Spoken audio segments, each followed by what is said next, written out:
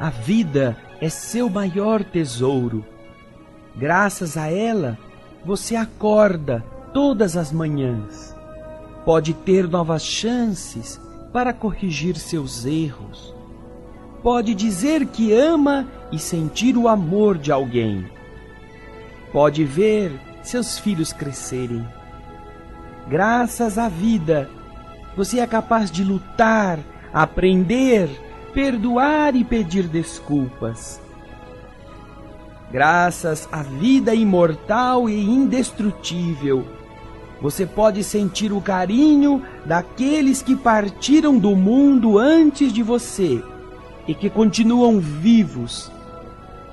A vida é seu maior tesouro, porque é o presente do Criador.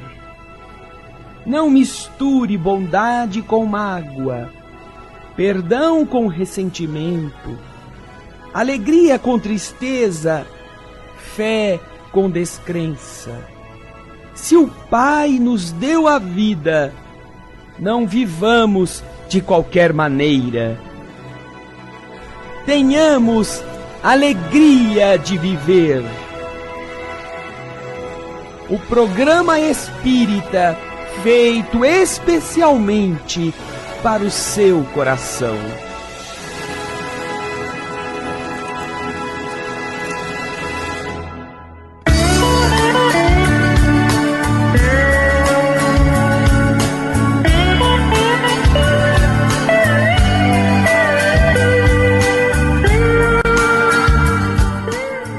Olá pessoal, sejam bem-vindos ao programa Alegria de Viver, que está iniciando agora.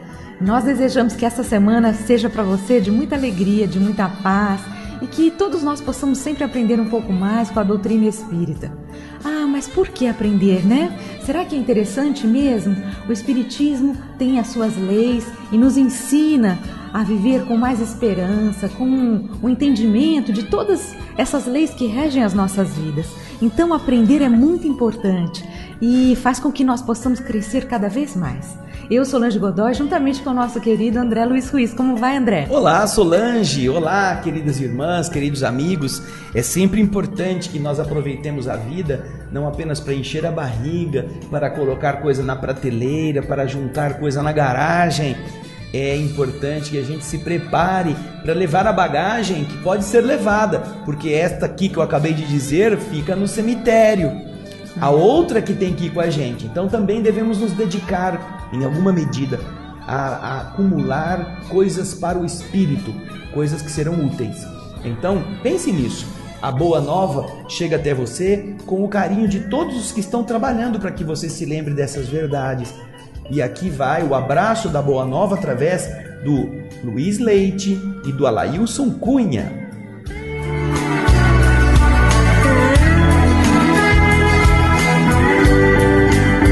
Que você também pode ser essa semente de luz que auxilia na divulgação da doutrina espírita, e para isso é tão fácil, basta você se inscrever no telefone 0800 12 18 38, porque nós estamos na campanha SOS, o Espiritismo precisa de você, seja uma semente de luz, é muito importante a sua participação, para que outras pessoas que não conhecem possam ter acesso a tantas belezas, a tanto conhecimento. Ah, mas eu já sou contribuinte, já sou sócio.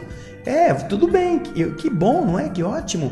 Mas veja só, será que não dá para você fazer um pouquinho mais? A coisa ficou difícil para todo mundo, é verdade? Imagina para Boa Nova, que tem tantas necessidades. Isso. Para multiplicar a esperança, não é?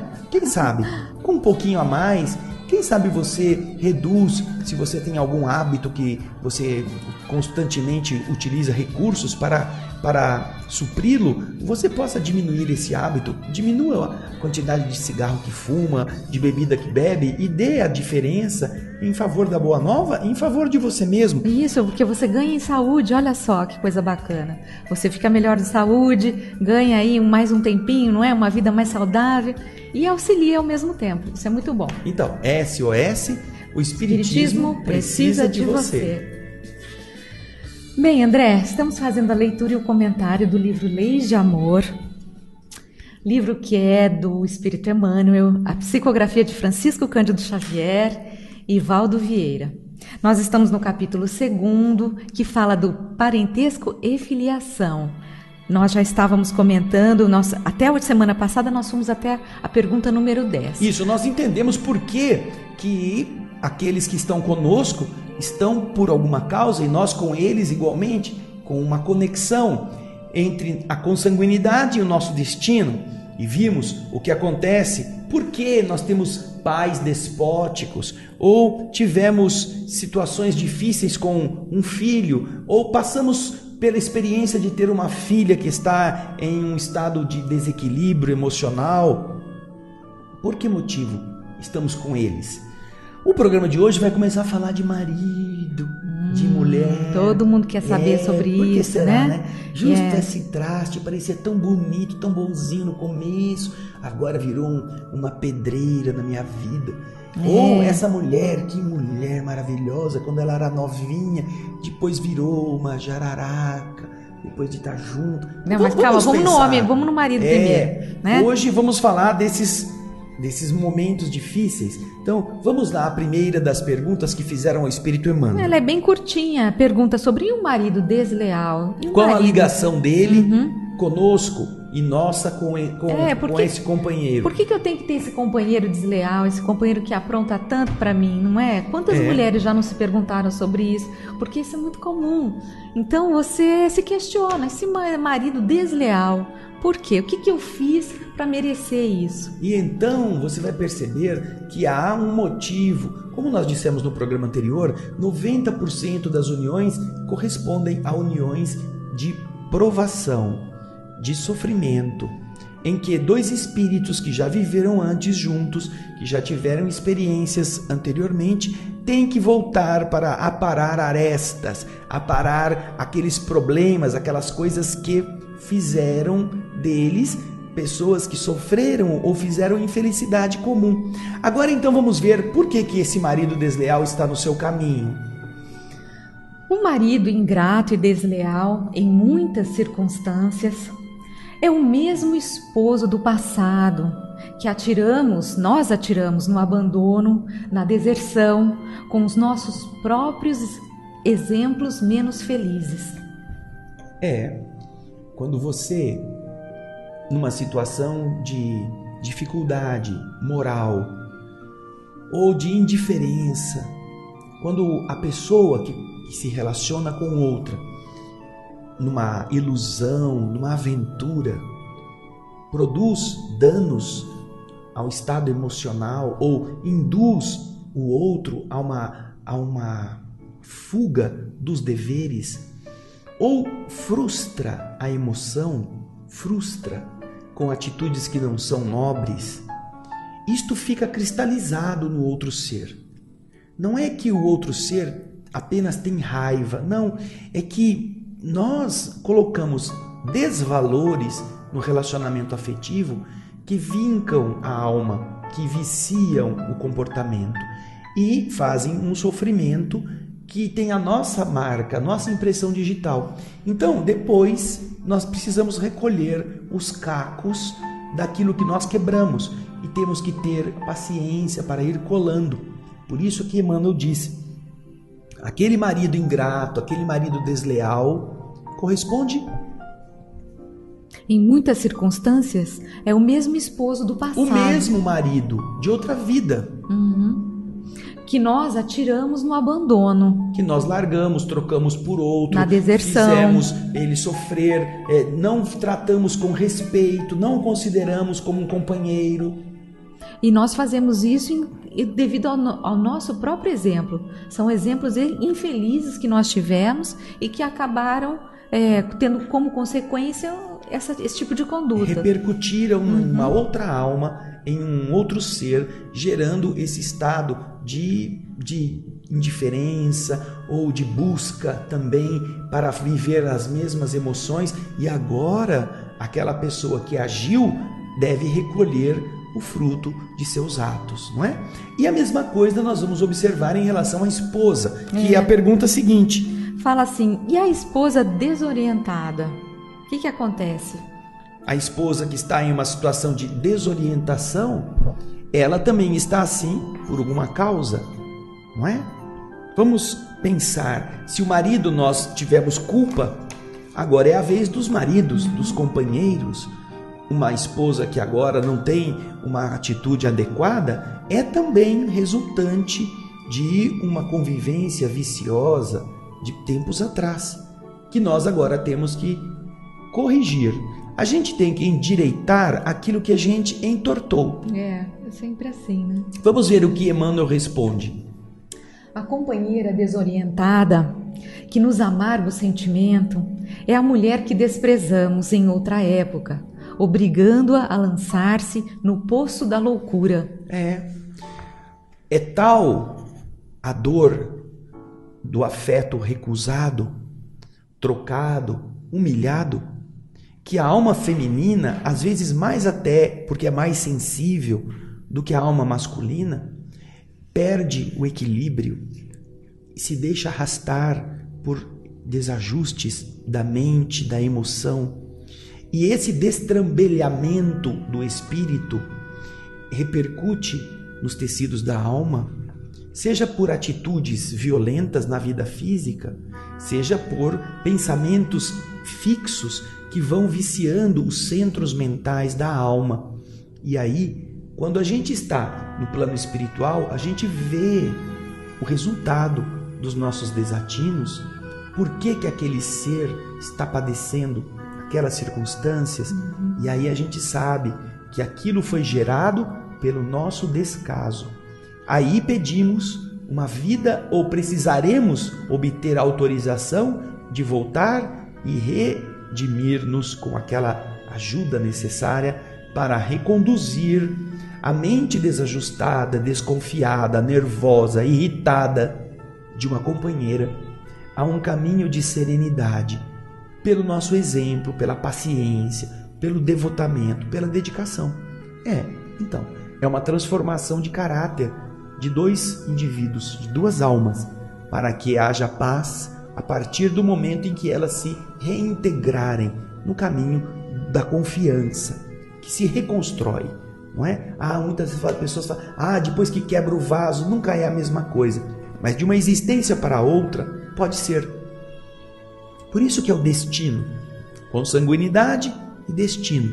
No sangue, erramos juntos, e no destino, consertamos o erro. Ok? Ok, a pergunta número 13. Não tem só coisa ruim, não. Ó, que tem coisa boa. Vai falar, e os parentes abnegados? Quem? Os parentes dedicados, aquelas parente abnegado? Tem parente abnegado, Solange? Tá vendo? Tem sim. E como?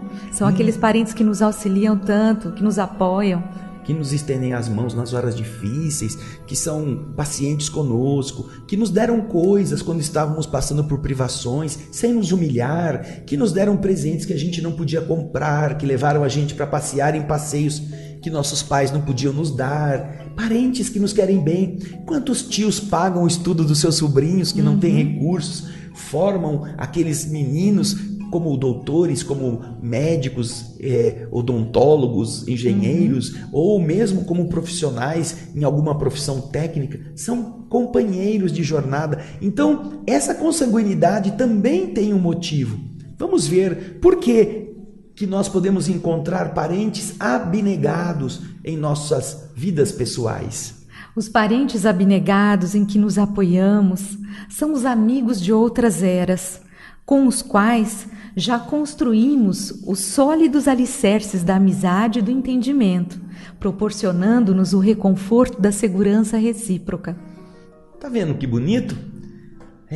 Existem coisas bonitas, coisas boas, mesmo nos relacionamentos familiares mais próximos, porque existem pais muito generosos com filhos, às vezes, que têm dificuldades, tem filhos muito pacientes, amorosos, com pais que envelhecem e vão ficando com problemas de saúde. Todas estas são experiências positivas, são amigos, são criaturas que já se gostavam, são espíritos gratos um ao outro e que agora podem retribuir a dedicação, a gentileza de que eles foram objetos, cuidando, amparando naquele momento difícil que o outro estaria passando. E no caso dos parentes, vejam só, como Emmanuel declara com todas as letras, como são bons por serem já amigos conhecidos antigos, aqueles que vieram para nos apoiar, para dar essa solidariedade no esforço de ambos seguirem no caminho de continuarem próximos, sempre mais unidos diante dos obstáculos. É o reconforto da segurança que nós aprendemos, a afinidade, a simpatia, quer dizer amizade já previamente semeada, que pode voltar a ser vivida nesta existência. E essa amizade em vida passada pode ter sido como irmãos de mesmo sangue, pode ter sido como pai e mãe, que nesta existência atual agora não é mais de pai e mãe, às vezes é de primo, às vezes é de tia para sobrinho, mas é um afeto que já se estabelece mais próximo. Bonito isso, não é? É. Bem, a pergunta número 14 é a seguinte: como influi o nosso passado no clima familiar e na atividade profissional? Então, também existe uma ligação do nosso ontem com o clima da família. Veja só, clima da família, o que será que é? É a maneira pela qual esses grupos se caracterizam. Existem famílias barulhentas, famílias nervosas, famílias passionais, famílias calmas, famílias alegres, mais famílias harmônicas, festivas, famílias belicosas, famílias harmônicas, famílias briguentas, intriguentas, famílias que se constituem clãs que não dá para ninguém entrar, que se defendem e atacam os outros, famílias abertas que acolhem os que chegam de fora sem medo. Este clima da família. Então, como que pode, perguntam a Emmanuel, né? Como influi o nosso passado no clima da nossa família e na nossa atividade profissional? O que nós já vivemos no passado influi de alguma forma nesses dois ambientes, o familiar e o profissional? Vamos ver o que Emmanuel responde. Cada elo de simpatia ou cada sombra de desafeto que encontramos na família ou na atividade profissional, até na atividade profissional, gente, são forças do passado que nos pedem maiores esforços de trabalho na vitória do bem. Simpatia e sombra de desafeto. Porque também no trabalho nós encontramos adversários, chefes despóticos, chefes briguentos, companheiros invejosos, oportunistas e às vezes nós também invejosos e oportunistas em relação a eles. Estas são características das dificuldades de cada espírito. Então, no grupo familiar, isto pode desbordar para a irritabilidade, um parecer que gosta mais do outro do que do outro, uma preferência em relação a um e um desprezo em relação ao outro. É sempre assim entre pessoas que vivem em família com 2, 3, 4 filhos. Não, ela gosta mais dele, ele é o prediletinho do papai, ou ela é a que é a inimiga, a mamãe não gosta dela. Existem então marcas que vão dando um contorno geral baseadas exatamente nisto: sombra do desafeto ou luz da simpatia já construída. E para que isto possa ser vencido, é necessário fazer o quê? É necessário que nós tenhamos mais vontade de trabalhar no bem. Mas, como falei, Solange, no final aqui, são forças do passado que nos pedem maiores esforços de trabalho na vitória do bem. Isso, mais esforços de trabalho. É difícil? Então eu vou me dedicar mais a esse momento que é difícil. A esse chefe que está irritado, eu vou procurar ser cada vez mais atencioso. Eu vou procurar, sem ser bajulador, sem buscar a lisonja irresponsável, como o povo chama de puxação de saco, não é? Que é uma expressão ruim, mas é muito comum e fácil de entender. Eu não serei esse bajulador. Eu vou procurar ser correto, ser uma pessoa que cumpre os deveres e vou tentar fazer além do que se espera de mim no trabalho. Que com isto, certamente, o antagonismo vai diminuir. Na família, a mesma coisa. Agora, tem um outro detalhe. Às vezes as pessoas não têm como fazer, não têm o que fazer fisicamente. Mas você pode, ao invés de vibrar com raiva, ao invés de interiormente desejar o mal, comece a orar por essas pessoas. Por essas que são difíceis, essas que são antagônicas. Você comece a orar todo dia, sem falar nada para ela. Envolva essa pessoa numa atmosfera luminosa, numa atmosfera de carinho. Dê a ela a sua oração como se você estivesse dando o melhor alimento que você tem. Peça a Deus por essa pessoa. Envolva-a em votos de felicidade sinceros. Votos sinceros. E você vai se surpreender como as distâncias vão se encurtando, as diferenças vão desaparecendo e vocês vão se harmonizar mais depressa. É muito bonito entender esse mecanismo. Isso mesmo, André. Programa Alegria de Viver, nós faremos um breve intervalo. Não saia daí, já estaremos de volta. Estamos apresentando o programa Alegria de Viver.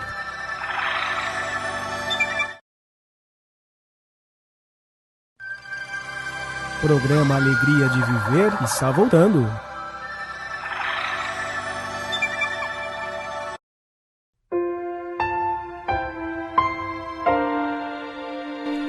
Nós estamos retornando com o programa Alegria de Viver. Para você que se sintonizou conosco agora, nós estamos fazendo a leitura e o comentário do livro Leis de Amor, livro que é do Espírito Emmanuel, a psicografia de Francisco Cândido Xavier e Valdo Vieira. Nós estamos no capítulo 2, que fala sobre o parentesco e a filiação. E vamos entrar agora na pergunta número 15ª, pergunta 15. Em vista de tudo isso que nós falamos anteriormente, que é o que a pergunta diz, André, o que nos cabe fazer diante dos parentes? Bom, Solange, nós estamos vendo que as realidades da convivência, elas estão colocadas para a nossa transformação moral. Não há uma dificuldade gratuita, não há um problema que surja por capricho da divindade. Eles estão mostrando onde estão nossas deficiências, não é? Nossas debilidades. E, portanto, é muito importante que se faça essa pergunta ao Espírito Emmanuel, uma vez que muitas pessoas desprezam a relação parentesca, a relação de convivência com outros entes da família, porque acha que isso é muito trabalhoso, é muito complicado.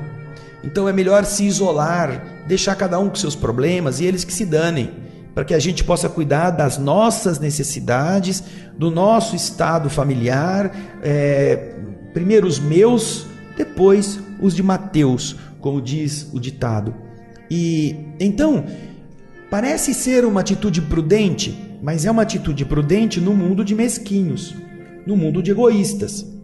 Não quer dizer que seja a única possível, não quer dizer que é a certa e as outras são erradas. Não quer dizer que nós não tenhamos que fazer alguma coisa.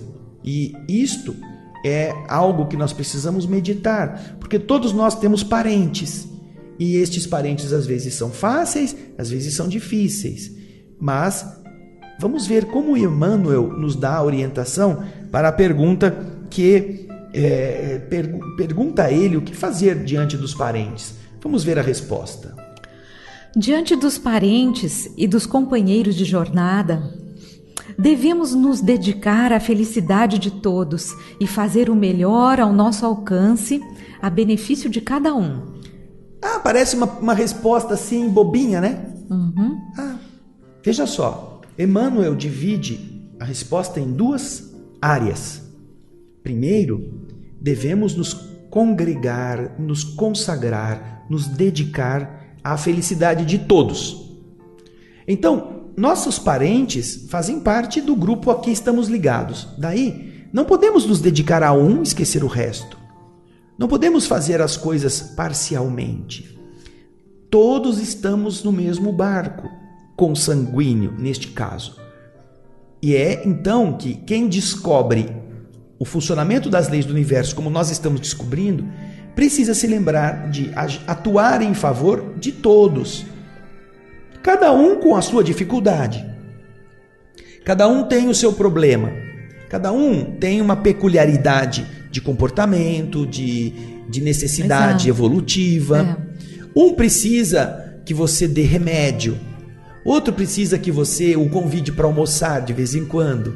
Outro pede que você vá visitá-lo para mostrar carinho para ele. Outro está precisando de uniforme e caderno escolar. Outro está esperando o presente de aniversário. E às vezes é um adulto. Ou seja, quando você observa o universo onde você está inserido, você descobre que há coisas a fazer para todos. Agora, além disto, continua Emmanuel a nos dizer: nós precisamos fazer o melhor ao nosso alcance a benefício de cada um. Então, podemos fazer uma reunião familiar para chamar toda a família e congregar toda a coletividade dos Almeida, dos Alberto, dos Antônios, dos Lúcios, que são grupos familiares. Vamos fazer uma reunião para toda a família se apertar, se congregar, se rever. Muitos pensam fazer isso, então é um motivo de felicidade. Mas também devemos pensar naqueles indivíduos, nas pessoas, e fazer o melhor para cada um. A união familiar não é só no churrasco, não é só na Copa do Mundo, no dia em que o Brasil vai jogar, chama todo mundo para ficar numa mesma casa e todo mundo faz a farra depois. Não, é bonito, ótimo, mas não é só isso. É também individualmente. Então, é a consagração à felicidade do grupo, mas também a cada indivíduo. Tá? André, a pergunta 16 fala o seguinte: o que devemos fazer se a presença de alguém é penosa para nós?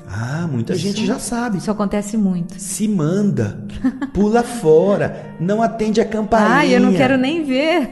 Não atende o telefone, diz que eu não tô. Será que isso muda? Será que essa conduta de afastamento altera alguma coisa na relação? Na maneira pela qual as pessoas se podem aproximar? Vamos ver o que Emmanuel respondeu a essa questão.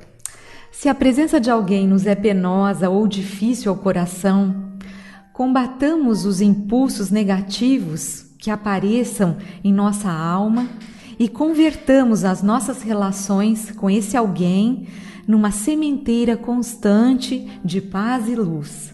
É claro que se nós não vamos com a cara da pessoa é porque alguma coisa já aconteceu. E essa pessoa está no nosso caminho para que esta coisa que já aconteceu seja neutralizada, seja diminuída.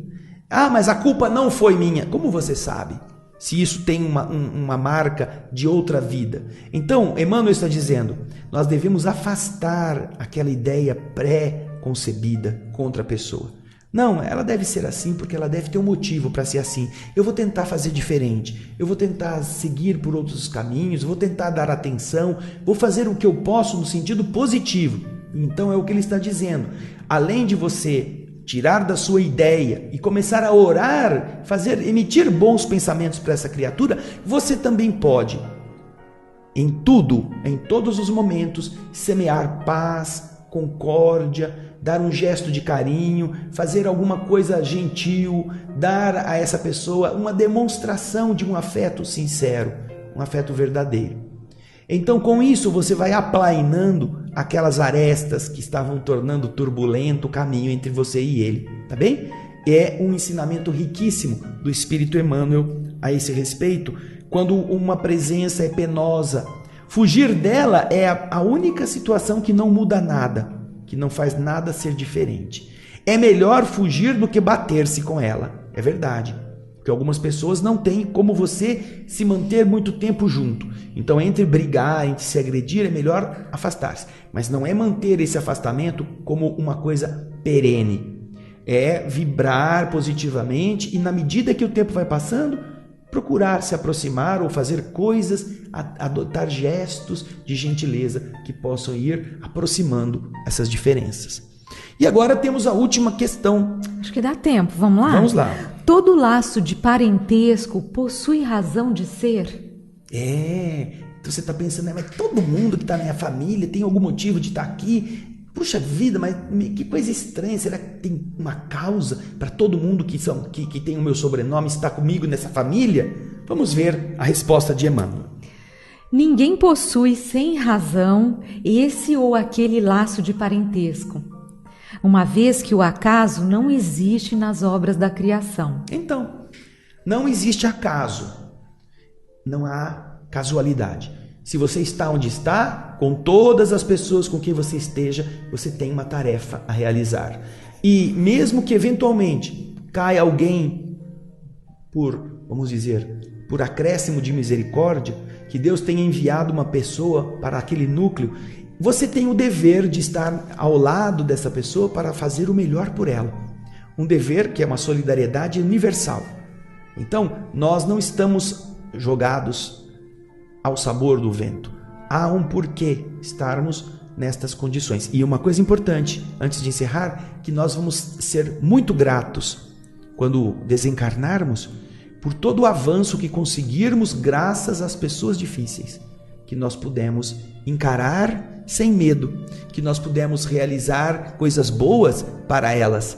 Essas pessoas construirão para nós esse crachá autorizatório para que a gente possa fluir para mundos melhores. E a gente vai dar graças a Deus de ter tido aquele cunhado espaçoso, mala sem alça, aquela filha difícil que eu pude desafiar-me, aquele marido, aquela esposa complicados. Graças a eles nós conseguimos nossas asas. É isso mesmo. Então, muito bonito, né? Nós encerramos esse capítulo sobre o parentesco e a filiação. Cadê o nosso livro pra gente? Porque eu não tenho mais aqui a continuidade. Aqui o livro. Vamos dar uma olhadinha? O que vem na semana que vem pra gente comentar? Na semana que vem, escolha social e profissional. Legal. Escolha social e profissional. É o que nós vamos ver na semana que vem. Infelizmente, nós já estamos encerrando o nosso programa. Como sempre, nós fazemos o convite a você, hoje a partir das 8h, o nosso estudo sobre o Evangelho segundo o Espiritismo, uma bela palestra que você pode acompanhar conosco no www.tvalvoradaespírita.com.br. E se você quiser estudar, todas as quartas-feiras, a partir das 20 horas, no mesmo endereço, TV Alvorada Espírita, estamos estudando o Livro dos Espíritos. Participe porque é muito interessante e vale a pena. E também, lembrando, o SOS Espiritismo precisa de você. Basta ligar no telefone 0800 12 18 38, fazer sua inscrição e auxiliar que a Rádio Boa Nova, TV Mundo Maior possam divulgar, possam auxiliar mais pessoas. A sua participação é muito importante. Pode ser também através do site da tvmundomaior.com.br. Mais algum recado, André? Assim, você se torna um agente construtor deste mundo melhor com a sua marca. Não é só, legal, olha, eu gosto tanto de ouvir a Boa Nova, a TV Mundo Maior, que legal, parabéns. Sim, é legal, é parabéns, mas torne-se um agente, um construtor, um apoiador, porque aí você não apenas aplaude, os outros aplaudem você, porque você é tijolo nessa construção, tá bom? É isso mesmo. Nós agradecemos a sua participação, que esta semana seja de muita paz e até a próxima edição do programa Alegria de Viver. Vamos fechar os nossos olhos e fazer a nossa prece.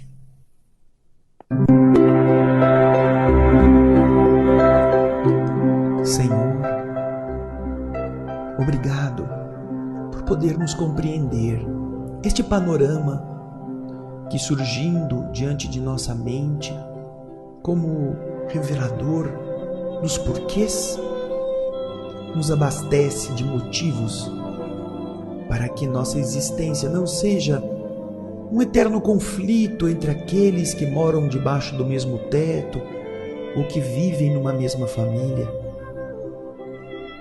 Quando compreendemos que as adversidades são sinônimo de erros comuns, não podemos atribuir mais a culpa apenas à outra parte. Descobrimos que também somos responsáveis, em alguma medida, pela desavença, pelo antagonismo. Por isso é também preciso investir numa nova direção de sentimentos É preciso relevar os erros. É preciso compreender os motivos e lentamente, disciplinando o interior da gente, vibrar com luz na direção daquele que pode parecer apenas escuridão em nosso caminho. Ao invés de fugir, procurarmos sempre o acercamento positivo. Mesmo que nos seja penoso, ao menos uma vez por mês, fazer-lhe uma visita, telefonar-lhe. Não mais nos iludirmos com os contatos assépticos das redes sociais, que mantêm a distância, parecendo que somos íntimos, mas ir pessoalmente, falar, conversar, perguntar, agir de maneira eficiente, que seja uma vez por mês, e assim começaremos